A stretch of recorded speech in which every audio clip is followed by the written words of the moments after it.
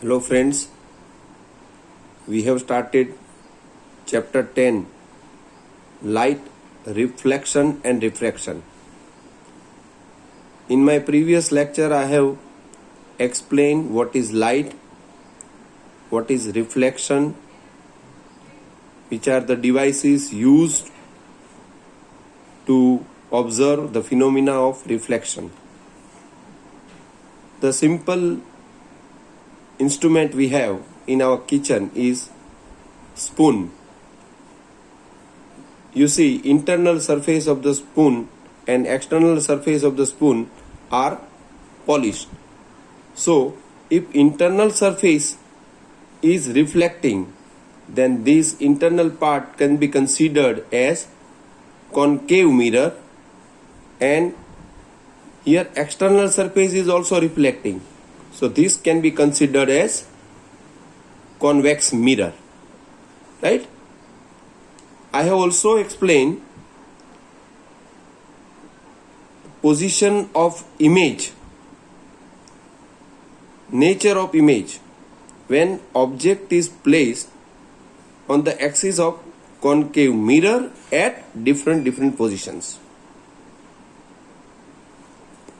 If a ray of light is parallel to the principal axis, after reflection will pass through the principal focus in case of concave mirror. Look at this case. A ray passing through the principal focus of a concave mirror will emerge parallel to the principal axis. This is the example, and the figure shows that a ray of light incident obliquely passing through the principal focus, after reflection it becomes parallel. In this case, a ray passing through the center of curvature of a concave mirror will bounce back in the same direction after reflection, right?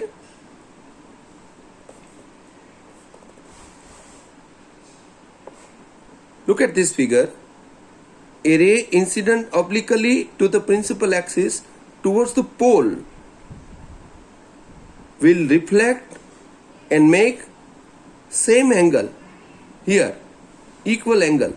So angle of incidence and angle of refraction are same. So these are the different cases in the case of concave mirror. Now let us understand about convex mirror.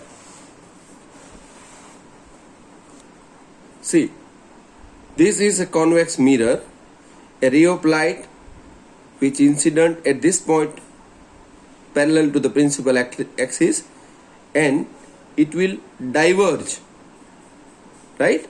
So if we extend the reflected ray, the line extending the ray will meet at the principal focus of convex mirror.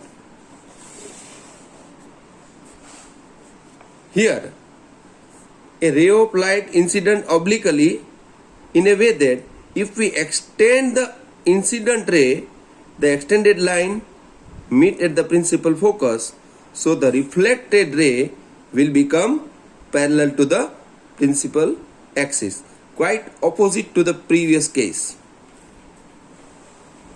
Similarly here, if ray of light incident obliquely in a way that the extended incident ray meet at the center of curvature, then the reflected ray will experience 180-degree reflection and bounce back in the same direction.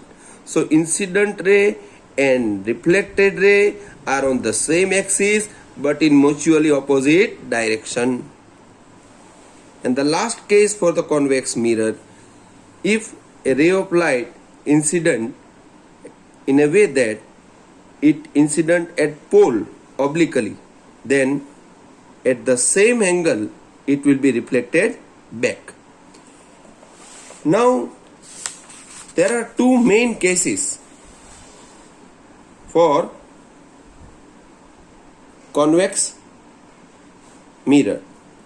If object position is at infinity, then the position of the image is such that it will form at focus behind the mirror.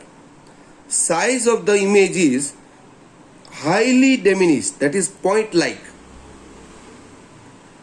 and the nature of image is virtual and erect.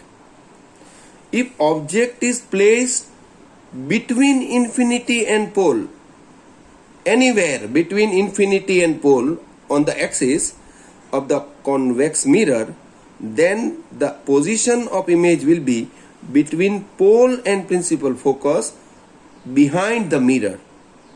But in this case also, the image size is small compared to the object size, that is diminished, and it will be virtual and erect. Due to this property of convex mirror, it is used as side glass or side view mirror for two-wheeler or four-wheeler vehicle. It is also known as rear view mirror because it covers the large area and gives always erect and diminished image. That is why convex mirror is used as side view mirror.